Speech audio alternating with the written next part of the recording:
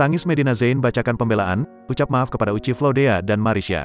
Saat membacakan pledoi atau nota pembelaan, Medina Zain tak henti-hentinya menangis dan singgung soal anak yang kena bully. Pada Kamis, tanggal 22 September tahun 2022, Medina Zain membacakan pledoi di hadapan Majelis Hakim Pengadilan Negeri Jakarta Selatan.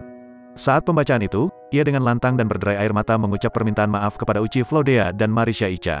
Karena kesalahan yang ia perbuat, akhirnya malah berujung ke meja hijau.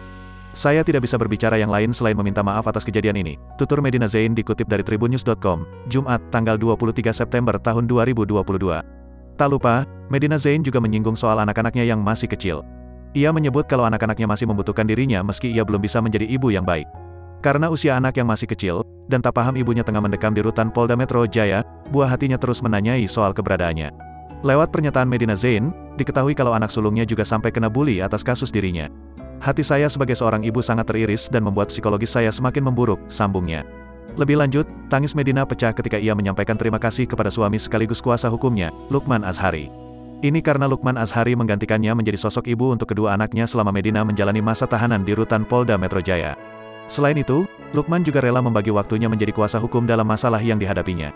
Untuk suami saya terima kasih atas pengorbanan yang sudah dilakukan untuk saya dan anak-anak. Terima kasih untuk selalu ada di sisi aku, tutur Medina Zain sambil menangis.